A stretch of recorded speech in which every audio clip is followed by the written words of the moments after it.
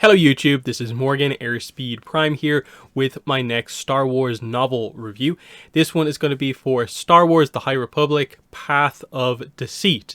So this is the first released High Republic book from Phase 2. For anyone unaware about how the High Republic works with regards to its phases, basically Phase 1 was the very first iteration of High Republic stuff. It was like 3 waves of releases basically across comics, novels, manga and so on. But interestingly, it was effectively just the first stage of the story. They were setting up what's going on in the High Republic, these specific characters, and then they announced that Phase 2, instead of basically continuing directly on from Phase 1 with those characters, what's next in the story, because for the most part, Phase 1 ended on like complete cliffhanger, they decided that Phase 2 was going to be entirely flashback focused. So already the High Republic is like prequel era. Now we're going Phase 1 era, like 100 years, 150 years, I think it is, before. And this obviously makes sense because effectively what we're seeing in Phase 1 and I guess in Phase 3 is the sort of end of the High Republic era, this amazing era. So we're actually going backwards further, probably more heavily in the era known as like the actual High Republic. Though it's an interesting one because it's almost like, in a way, not quite where the Republic is at its absolute peak because the technology isn't like quite where it's at in Phase 1. But the idea is that the plots from Phase 1 are so kind of intricate. They're telling a large, deeply planned out story. They have planted seeds in a lot of the Phase 1 books about events on specific planets and so on that happened in the past, and very notably directly saying that they took place like 150 years ago. So you do go into this phase with the idea that, oh yeah, there is actually quite a few things that I want to know from this time period. And this book, Path of Deceit, leads off, in my mind, in a very, very strong way. This is probably one of my favorite Star Wars books I've read in a long time. I think it's right up there as being one of the best High Republic books, and I just thought it was a great way to start the phase. If they manage to do the connections as strongly here as they do in other books, I think we're in for a good time. Now, this one did have the benefit of focusing on probably one of the most interesting sort of flashback setups, and that is effectively like the origin of Marchion Ro. So he is the leader of the Nihil from Phase 1, and the idea that they basically set up with him, and we learn right at the end of Phase 1, is that they play with the whole idea of like, what race is he? What species is Marchion Ro? They describe like he has blue skin and like claws and kind of like sharp teeth, and it's like, okay, there's a few blue skin species, but he's clearly not those. And then right at the end they reveal he is part of this species known as the Evereni, and we get a little bit of backstory on the Evereni. And that's what's so significant about going back here and meeting 2 characters who are both part of the Ro family. And they are Evereni, and the book directly kind of discusses that, because 150 years pass and Marchion Ro's the only Evereni left, basically. There are basically, it feels like no one who left in the galaxy, in a way, who really knows what the deal is with the Evereni. Here, though, it feels like it's a little bit more present, where the legacy of that species and sort of what happened to them, what they're known as, is still present in the galaxy. And so it affects the way these 2 characters kind of go about their business effectively. And what's so interesting about it is that you have the connection of like, okay, we have our 2 characters here, Marda Ro and Yana Ro. They're cousins. It's not immediately clear like what way the family tree is going to end up working out to get us to like Marchion Ro's father and Marchion himself. But that's what's so interesting about it, because what they do here is they effectively explain the early origins, effectively, of aspects of what is kind of part of the Nihil, part of that whole system that Marchion has going on, which is that, yes, there's the Nihil, and that's sort of like a separate thing, but behind the scenes, what Marchion is like organizing with like the Leveler, he obviously goes back to this more sort of like cult-like aspect that's related to like his family history. That's what we go into here with the idea that Martero and Yanaro are both part of, not the leaders of, part of the path of the open hand. This force religion, cult is probably a better word for it given what actually happens in the book, but that's what makes it so interesting, in that we know obviously what's going to happen, I guess, is that one or both of the rows will gain control over this cult and what's going on here. And over time, this will slowly form into the whole. Mari Santeca will get involved. They'll have the actual hyperspace paths, and the Nihil will slowly begin to come out of it. And that they'll sort of move a little bit away from the Force cult into more of the kind of bandit group. And you can sort of see what's actually happening here. But it's how they play with a lot of the elements that are in play in Phase 1 that is so interesting here. Because the book effectively addresses so many like really clear-cut questions. So before I get into too many specifics here, I'm going to say I will be talking about full spoilers for the book. So if you are worried about spoilers, probably around now is the point at which I just want to openly talk about the book. So if you just want some non-spoiler stuff, I think the book is very good and you should read it. I do think you need to have probably read at least a couple of things from Phase 1. I would say for sure you probably need to have read the main 3 novels. Light of the Jedi, Rising Storm, and Fallen Star. You need to have read those 3. For the whole Evereni stuff, you should probably read the 2-part comic series, Eye of the Storm. And then specifically for the planet, if you want full context for Dalna, you should probably read Mission to Disaster. I think that's the 3rd middle grade novel, I believe it is. That one, you should probably read that one as well. So yeah, getting into full spoilers with the book now. So what they do here is in kind of a bullet point format.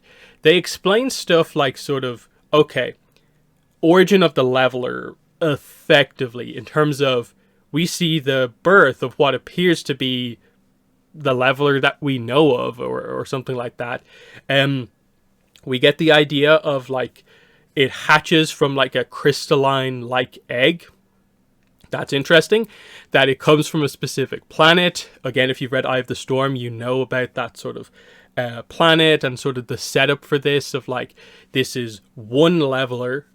The plan is to have many, many more to actually take out the Jedi. It explains the kind of conflict with the Jedi for, like, say, the Rowe family to a certain extent. Like, obviously, there's a lot that probably needs to happen to get us from, like, this generation and the kind of path of the open hand disliking the Jedi and kind of Marchion feeling the same way. But it explains a few things about what's going on here. So, fundamentally, the whole deal with the path of the open hand is that they respect the Force, but they don't use it. Even if they are Force sensitive, they don't actively seek to use the Force in any way. Because their interpretation of it is that if you use the Force, you create sort of an imbalance. It gets used here, so something else will happen somewhere. So if you use it to make something good happen, their sort of interpretation is that something bad will happen elsewhere. Now, based on everything we've ever heard about the Force, that doesn't really make a ton of sense. And so, given that the main idea about this book is that we effectively have a Jedi Master and Padawan coming to Dalna to meet and sort of investigate in a way the path of the open hand for the theft of Force artifacts, you obviously get into a bit of the Jedi versus path of the open hand philosophy on the Force. And I think the book does a good job at kind of creating the idea that it's not just that you completely dismiss everything the path of the open hand say, but that you lean in that direction and are somewhat skeptical about what effectively this cult is talking about.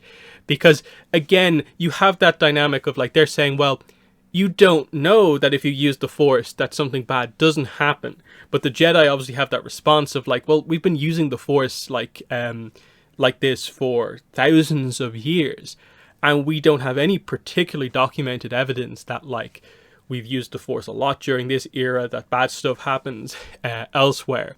And it's that whole idea that can you fully prove that, like, either way? But who do you trust more? The people who actually use the Force and in a way have that connection to it, versus the people who just sort of, like, respect it and look at it sort of from afar.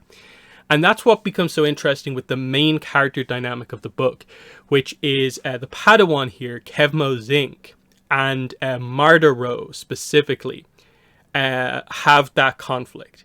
Because effectively it's this idea that the two of them sort of, like, inadvertently encounter each other, and there's sort of like an immediate sort of spark of romance between the two of them. And this is what makes the book so fun, because Marda is like this true believer in the path. More than any of the other characters, she seems the most sort of, like, locked into the path sort of saved me. These are my people. I believe in this. And she effectively is this borderline sort of, like, preacher for the path. She wants to go around the place telling people about it. And so she meets Kevmo Zink and immediately develops this kind of a crush, attraction to him. And it's interesting, in their first meeting, he uses the Force to sort of, like, attempt to impress her a little bit. And it's this sort of shocking moment. But they do have this conversation. So it's an interesting one, because they have conversations and they are effectively like arguments.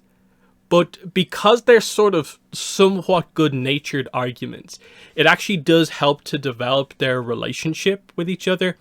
Now, my interpretation of it, especially given what sort of happens towards the end, is that I do think it's very much a case of Kevmo sort of cedes ground in a lot of these discussions to her. And she doesn't, for the most part, really do that, like, ever. She still is very much like, this is what I believe, I hope that one day I can convince you type thing. But it leads you to believe that the plot of this book is going to be sort of this really sort of, this character that you really like, because Marda Ro is very caring of everyone, and you can see, like, the potential of, like, her in a different situation would be, like, incredible in a way. This, like, but the cult, you can see that it's like, it's not the best place to be, because, like, obviously in the background of this you find out that, like, oh yeah, the Jedi are here to investigate the theft of Force artifacts, and yeah, it's her cousin Yana Ro who is actually, like, heavily involved in the direct theft of these artifacts. And interestingly, basically the artifacts that are being stolen are the kind of control rods for the leveler. So these are brought up in the phase 1 things of, like, this seems to be the only way you can actually control the levelers. And so we get them sort of, like, named a little bit here. They all have different names. And they get sort of brought up here. This is actually what is being investigated.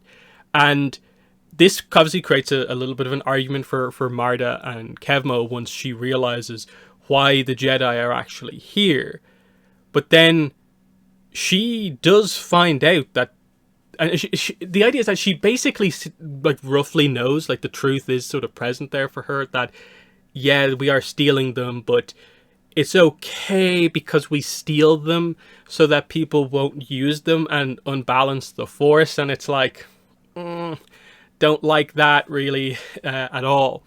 But then there's this really key moment, I think, in the book where there's, like, a kind of disaster in the village, and the villagers are caught. I forget the exact details of the situation, but they're effectively sort of caught in, like, a cave effectively, and it's sort of filling up with water.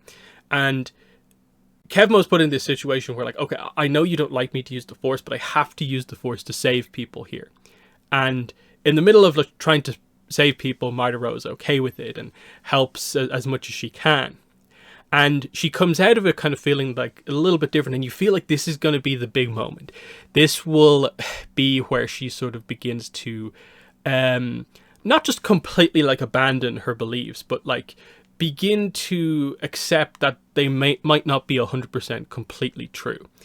And that does seem to happen. She seems to be able to accept what has happened here, even though, you know, her teachings would technically tell her that to save people here, it would potentially mean other people die elsewhere, because that's their view on the Force. And she goes to see the person who is effectively the leader of the Path of the Open Hand, this mysterious human called the Mother.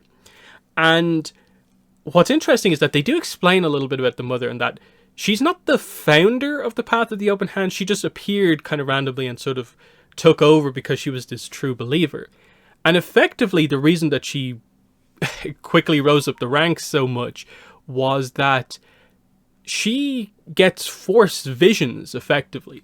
So this was another part of it, of just like, okay, this explains that people who don't understand the Force enough won't interpret the idea of getting Force visions as being like an application of the Force.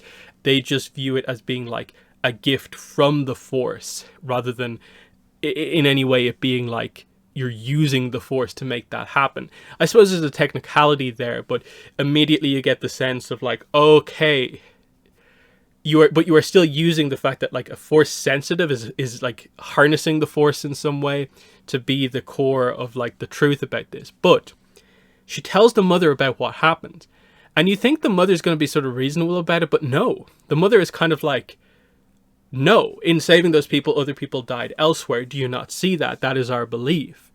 And Martha, in her head, like, you think she's going to argue the point a little bit more, and she does a little bit, but it just feels like, oh, she comes out of it feeling that it's harsh, but yes, this is the Path of the Open Hand. This shouldn't have happened. I can't really accept that he used the Force in this situation, but I am happy that people I care about lived. And it's at this moment you sort of feel like, is there going to be any way to sort of get her out of this cult in a way? Or is this just the way that this is going to be? And it all builds up to, like, right towards the end of the book, the Jedi finally have their confrontation with the Mother, because they've made the point of the Mother isn't here right now. She can't talk to you. And then right towards the end of the book, they kind of catch on to what's actually going on here, get the confirmation that it is indeed this cult that have been stealing the Force artifact. They have the confrontation. And what happens is that Martha Rowe isn't there. Yana Rowe is, and I'll get into her arc in just a second. But the idea is that one of the things, the kind of, in a way, Force artifacts that has been taken is this gem. The gem cracks open and a tiny leveler comes out right as the Jedi confront her about this. And obviously the dialogue throughout the whole scene is really, really good. But the key point that happens, the leveler immediately attacks Kevmo's master. And effectively we get the classic leveler situation of the kind of petrification thing. Immediate, like, raw sense of fear for a Jedi who's been very composed throughout the whole thing. And then in like a second, in an instant, this tiny leveler has basically turned Kevmo's master into stone. And then the leveler attacks Kevmo. And the idea is that he doesn't get, like, in a way, bitten in a way as heavily as his master. So it's slower what's happening to him. But he begins to run out of the caves where the confrontation is happening in. Again, the crazy sense of fear that's happening here. He's slowly beginning to sort of petrify himself. And so Kevmo and Martha kind of have this tragic reunion in a way right outside the cave. Like, he comes out, falls to the ground, and she's just there. So effectively what happens is that Kevmo solidifies into stone in her arms, basically, because it sort of crumbles to dust in her arms. And he's only able to roughly get across the idea that he says, like, you know, mother and a few other little words that don't quite give the full story that the mother for sure did this. Now, I believe during the scene, Marta is thinking that, like, oh, it is the mother that did it. Again, I'll get into more of the reasons behind why, in a way, all of a sudden Marta is somewhat suspicious of the mother. But it is notable that she goes into this confrontation. She takes Kevmo's lightsaber. And you have to realize that at this point in the story, these two have had a lot of development. Their relationship has blossomed quite well. She actually, like, kisses him at one point, and she's sort of convinced that, like, oh yeah, we're just going to be a couple here. And she's kind of like, yeah, we'll, go off and start a family together. And they don't make it a huge plot in the book, but just it's this idea that, in a way, Kevmo has this potential opportunity to, in a way, leave the Jedi Order, because he could absolutely just live here. But he realizes that, no, I want to be part of the Jedi Order. This relationship can't happen. Now, it does end up resolving itself quite well in that, like, okay, they are just going to be friends. They do like having those sort of, relatively good-natured arguments about philosophy. They would like to see each other again, but it's not going to be a romance as such. As far as, like, his master goes, there's an implication that, like, off screen they have the sort of attachments discussion, but for the most part his master sort of, like, lets him go through this experience of, in a way, having this kind of sudden attraction, this, like, potential relationship happen, and sort of just lets him see how it goes. And she more, in a way, talks to him because it is YA, so around her there's all these kind of blushing kind of, like, moments where he's acting a little bit odd because he's just so focused on her. And it's just to sort of keep your head in the game type thing.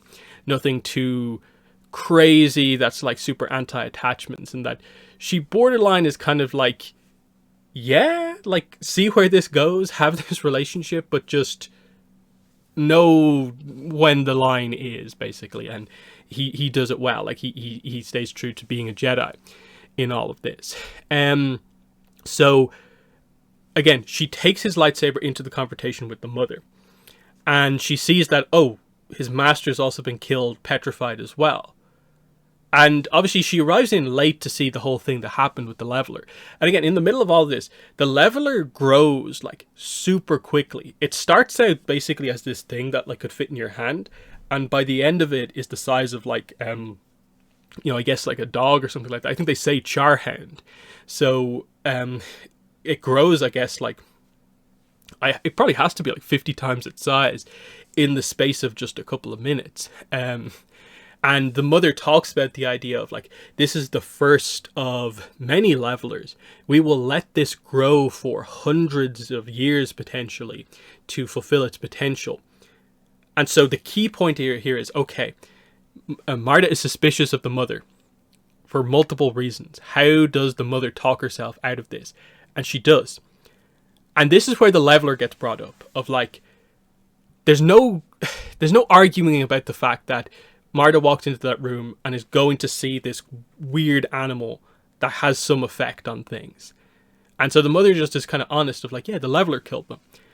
But the reason the leveler killed them is because the Jedi used the Force. The leveler levels, it balances things effectively. And so I thought this was a great point here of, like, this fits perfectly. I think this is going to convince Marta that to stay on the path side. And it basically does, because she takes this logically as, like, oh yeah, well, there's this animal that literally has this effect of rebalancing the Force, of, like, taking out a Jedi who overuses the Force, turning them to stone to set things right effectively. But her interpretation is not that, like, she has any anger at the thing for killing Kevmo.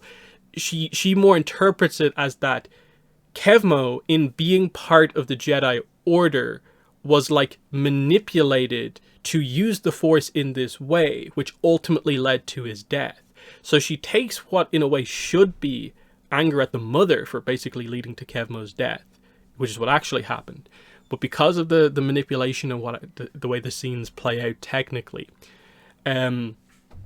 she makes it anger towards the Jedi, and it makes her like even more of basically like a zealot for the path, even more of a true believer, because the leveler exists as a direct sort of like physical proof in a way of that ideal of the path, that you don't use the Force.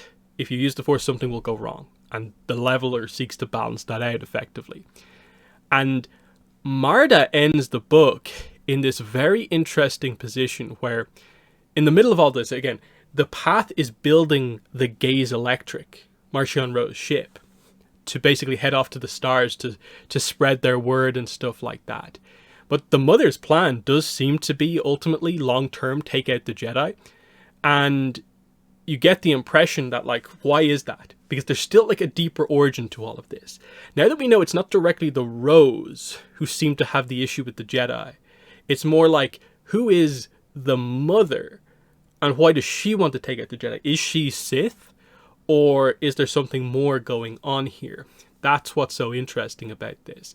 But she's on the Gaze Electric, and it feels like she has, to the other members of the path, become a sort of pseudo leader, that they view in a way her as being the most religious one of all of them, because she is that true believer. And with the way Yana's arc goes, she has the sort of like physical power within the path. So the book ends with this weird position where like the Mother seems to be this master manipulator, but Marda almost seems like she's on this like odd path of vengeance in a way, because she still carries around Kevmo's lightsaber. So she still thinks positively about him at his core, because she just views sort of like him as being tainted by the Jedi, and that he would have been this amazing person if not for the Jedi. And I think there is probably that weird sense of like, because she was a little surprised when he mentioned the whole idea of like the Jedi don't have relationships, basically. She's kind of feeling that like, this is my soulmate if he wasn't a Jedi. And that makes her, I think, a very, very interesting character going forward, because I think we know straight away she is going to be one of the main characters in, I think, the second wave of novels, the main novel. So I think she's going to be absolutely key. She still has the lightsaber. She has markings on her face that she effectively are meant to be sort of spiritual things. She changes them at the end of the book. And Yana notes that it looks much more like aggressive now. It makes her look a little bit more wild, which is sort of a word that seems to get brought up when it comes to the Evereni, that they can be very, very aggressive. But Marda doesn't come across that way a lot of the time. But now at the end of the book, she seems to have that edge awakened in her because of what happened to Evereni and because of the whole cult aspect, and just you're frustrated with the character because she had so much potential if she had taken the right path, but she's taken the wrong path. But it's so interesting, and I think it's been a long time since I think there's been a character in Star Wars that's just made me go like, that is so well done, and that is so interesting to see where they go, because there's going to be some truths that I guess come out in all of this when like she discovers the exact details about the leveler, I guess. But it does seem like potentially some of the crazier aspects of like the behind the Nihil, behind Marchion Ro, maybe come from her. So that's interesting. As for Yana Ro, the cousin, like I said, she is more involved in the path as one of the people involved in the team that goes out to steal the Force artifacts. And she's, part of the crew. But at the start of the book, you definitely get the impression that like, oh, I think Marda is the one who needs to be taken out of the cult, and Yana is the one who probably is in there just because this is the path of a criminal. It seems to be more of like her thing. But by the end of the book, it feels like it's reversed. And it feels like Yana is the one in more of the position where if someone was to leave the path first, it would be her, not Marda. And I really like how they did that. So what happens with Yana is that you get the idea at the start of the book that they introduce the idea. She has a girlfriend. They're in a pretty close relationship, and there's talk already that the two of them sort of want to leave together. Nothing's like crazy, like they want to cut ties with the path, but they would like to sort of just like, explore the galaxy together type thing. Yana specifically would like to get out of this because she knows that like basically performing heists on force related artifacts is going to go wrong at some point. So she wants to get out and have the relationship. So what happens is she tells the mother this. The mother tries to argue it. Ends in a way where it's like, okay, the mother seems okay with it, but that was sort of ominous. They go on their next mission, and it seems like they've been set up. That clearly someone tipped someone off. It goes wrong. They're attacked, and effectively Yana's girlfriend is killed. One of the other guys that is with them is killed. Yana nearly gets killed, and she figures out that, oh, they had this done to us all because we were planning to leave the path. And this is where, again, you get the idea. This is a cult. This is the mother clearly orchestrating things behind the scenes to keep people involved. So I guess information doesn't escape or anything like that. Again, all these kind of cult aspects, control of information and so on, control of people. So she goes back to the ship and immediately confronts the guy, Sunshine, who is not the most important character in the book, but he seems incredibly loyal and sort of like amazed by the mother. And so he acts like for her basically. And she gets the information from him effectively. Like, if you want to live, you're going to tell me the truth. And that's what happens. So she gets back to Dalna and is furious and tries to tell Marta what happened. And it's just like, my girlfriend was killed. How can you still believe the mother, given what I have just told you? And she has to accept it as the truth, because otherwise she's just like dismissing a member of her own family for no reason. But there's also a slight element of like, oh, you were planning to leave the cult in a way, like, and that's being a little bit of a problem for Marta. So again, Marta was really well written. I thought Yana and the sort of way they went with her character was well written, because this is where you see that aggressive kind of Evereni aspect come out for her. She is out for blood when she arrives back on Dalna. And so that's why she goes to confront the mother on her own without Marta, but tells her about it. Now, what happens here is interesting because, again, it's the manipulative side of the mother. And again, she's not really getting anywhere. Then the leveler situation happens, the Jedi come in. And so it becomes this whole other thing where she's not really able to get her point across. And in the middle of all of this, of course, she has one of the kind of staffs, the control rod things that we've seen before in the books. And they don't seem to know the full details with them. But what happens is that after the leveler does what it does, they don't really know how to control it. But suddenly it starts to come over to Yana. And the mother starts talking about how, like, oh, the leveler has taken a liking to you. You are now the sort of one in control of it. You are like sort of like the chosen one, effectively. And so Yana goes from basically wanting to kill the mother to being in this weird situation of like, all the followers are around here. I can't just like openly do this, or I'm like in a really terrible situation. But I think I've discovered that by holding onto this rod, I have control over her key weapon. And they don't know that it's because of the rod. They seem to think it's just me. And so she sort of is forced to go along with it. It's not that she decides to stay because of any sense of loyalty or anything like that. She just sort of gets sucked along with what happens and still wants to take her revenge against the mother. And this is why when the book ends, it's so interesting. Like, they're just there on the Gaze Electric, and Yana basically is planning to like assassinate the mother at nearly any point, but she has control over the leveler. And then Marta is actually sort of the ideological heart, effectively, of the path, because she truly believes in it, but seems to now have this like kind of edge of vengeance herself because of what happened to Kevmo. But it's not directed towards the path, it is directed towards the Jedi. And then it leaves the mother in this really interesting position where you're still in the middle of all of this, like, what is she really, like, up to in all of this? Because it's like she has this opinion on the Force. She is Force sensitive herself and gets these visions. And she seems to ultimately want to use the levelers to take out all of the Jedi, but for what reason? Did she used to be a Jedi? Is she Sith? And that's going to be one of the key things whenever we get that. Obviously, we're going to see how, I guess, Yana or Marda have kids at some point, and eventually this is where, of course, Marchion kind of comes from.